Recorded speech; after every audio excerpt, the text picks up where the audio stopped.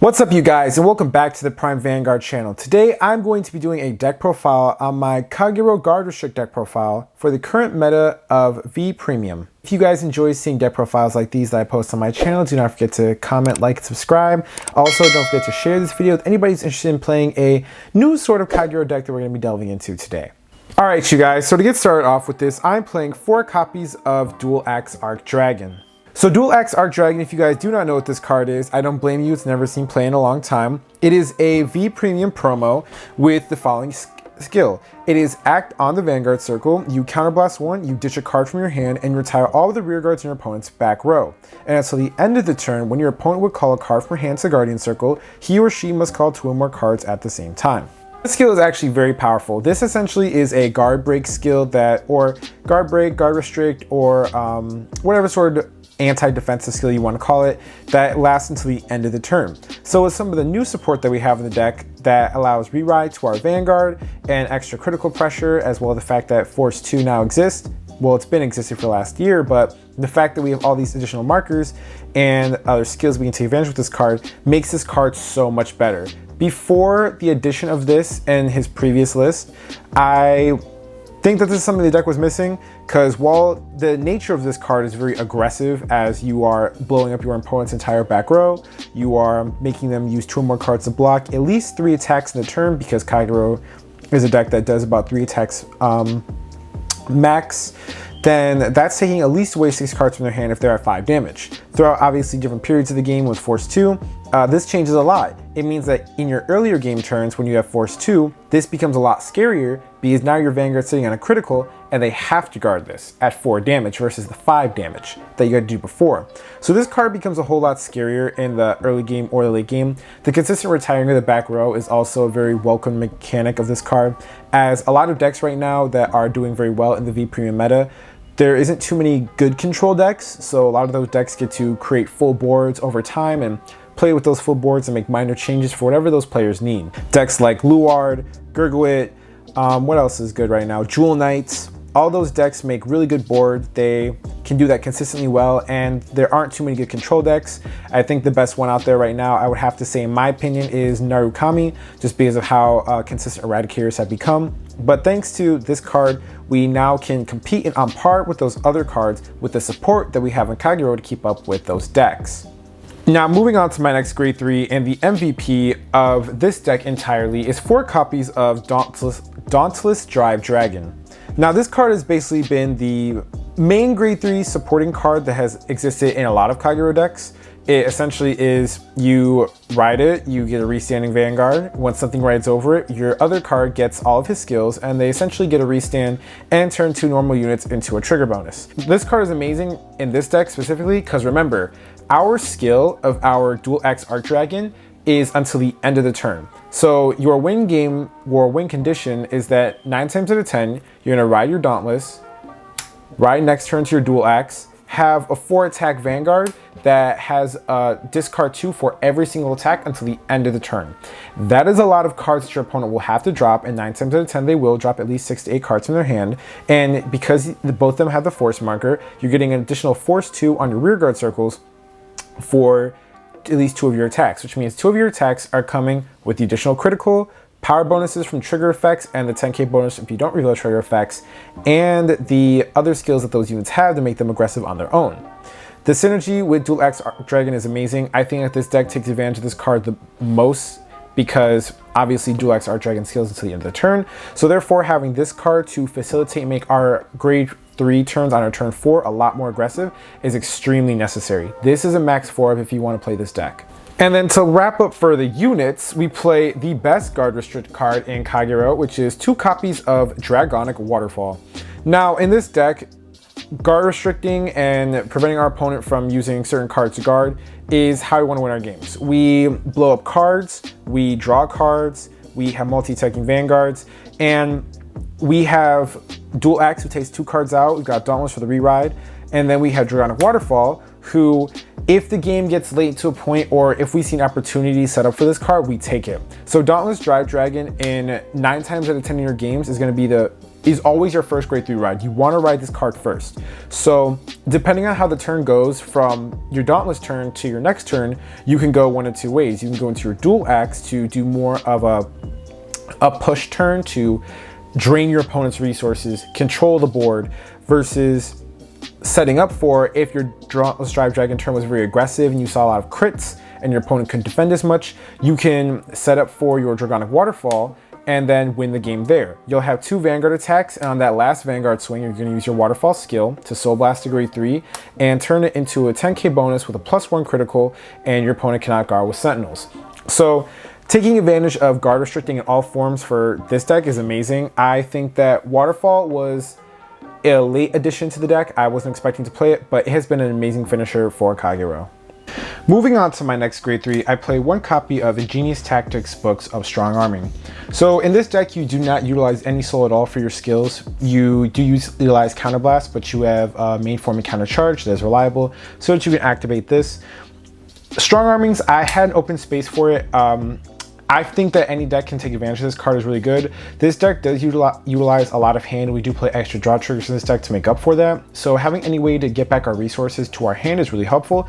All right, moving on to the grade 2s. My favorite grade 2 of the entire deck right now is 2 copies of Dragon Knight Barkill. So Dragon Knight Barkill, he is a Bushiroad promo, and he reads the following effect. On the auto rearguard circle, when it attacks, if your opponent has no rear guards until the end of that battle, your opponent can only guard with grade 0 cards from their hand. So this card combined with Dual Axe Arch Dragon on those turns essentially forces your opponent every single time to drop 2 grade 0s from their hand. So either they're going to A, overguard because they have to, or B, they're going to take it because they don't want to drop that many 0s. This card is just enforces the guard restrict theme of this deck a lot more. You hop on with Dual Axe, like I said, you force 2 0s out of their hand, whether it be Waterfall. You now force them to guard with more 0s after they've guarded with their Waterfall. And this is just the main card you're going to place in the rearguard circle with the force 2 when you do your re-ride from your Dauntless onto whether it be Waterfall or your Dual Axe Arch Dragon. The offensive pressure this card has is amazing. And a lot of people ask, you're playing this, so why aren't you playing Doha? Because Doha and Garin will obviously give you a calm and set up for board. So the reason why I'm not playing those cards is very simple. They're just better grade 1 cards I'd rather play instead. I like Doha and Garin. I like them in Blade Master. I think that they have great synergy, and plus with Blade Master, you're forced to play those cards, which suck. But I like this card a lot better because there are just other cards I want to play. And if there weren't better grade 1 cards that Kagero had access to, then I probably would switch over to the Doha Garin and play those instead. But I'm really liking Dragon Knight Barkill. For my next grade 2, I'm playing 2 copies of Burnrise Dragon. Burnrise Dragon is another promo card, but I actually got this one from the V-Clan collection set that it came out with. So Burnrise Dragon has the skill of auto in the rearguard circle. When your Vanguard stands by a card ability, you counterblast 1, you ditch a card from your hand, and he gets plus 15,000 power and critical +1 until the end of the turn. So this card is amazing for the simple fact that this is automatic pressure. On your first ride with Dauntless Dragon or on your second ride from your new grade 3, this card is just automatic pressure because you're going to have 2 turns to take advantage of this. It does cost a counterblast and is a ditch from hand, but that's perfectly fine. We play a lot of draw cards in the deck to make up for the amount of cards that we're losing, so I don't really feel upset about that.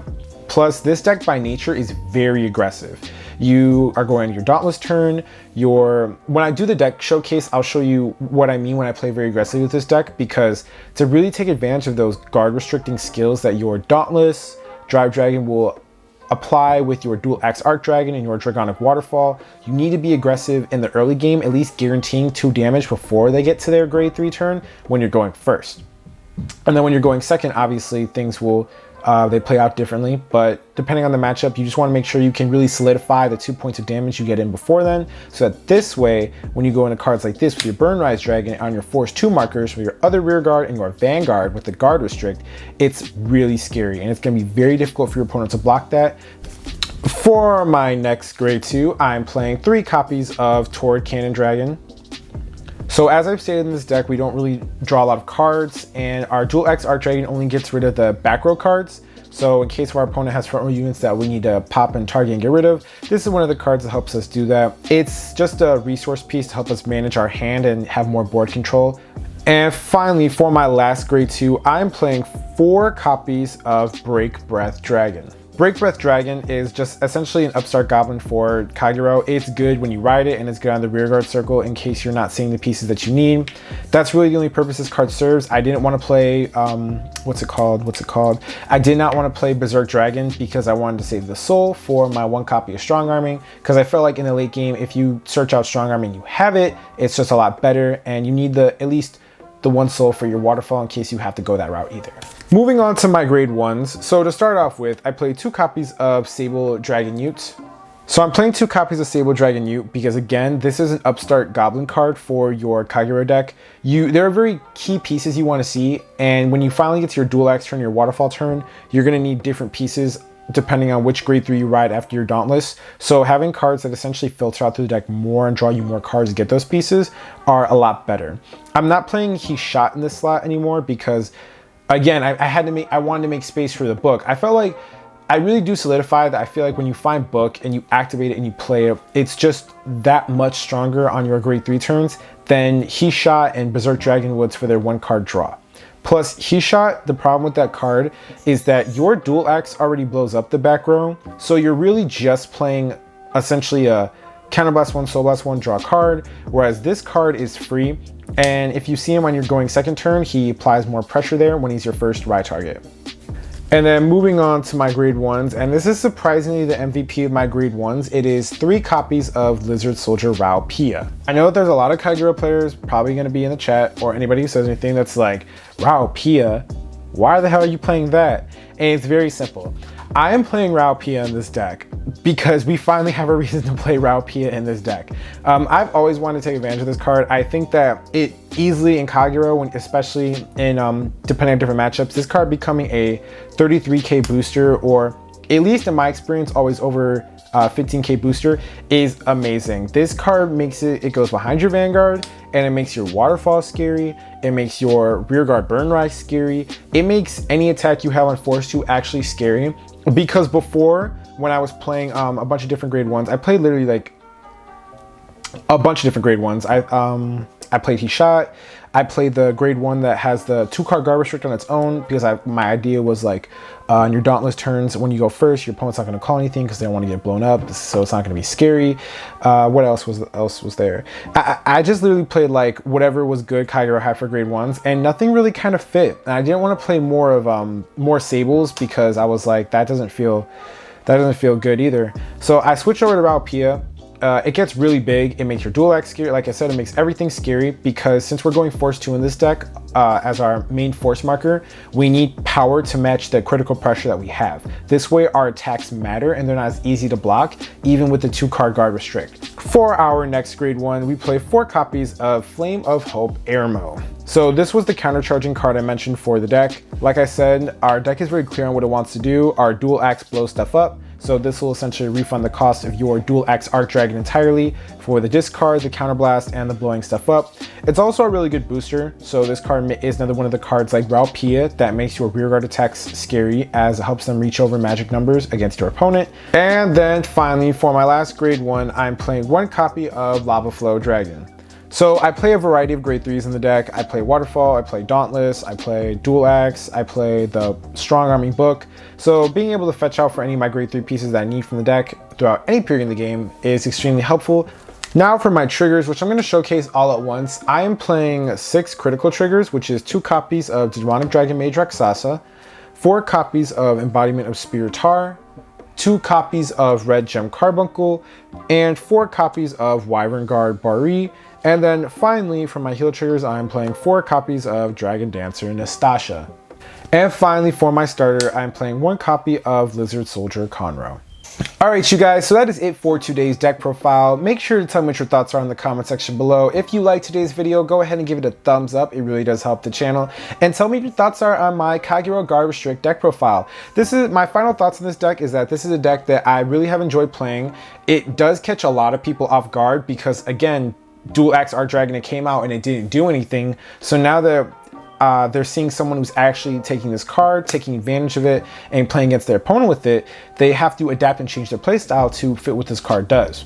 And that's it, you guys. I've explained the deck. I have a deck showcase coming out, and y'all stay tuned for that. See you later. Bye.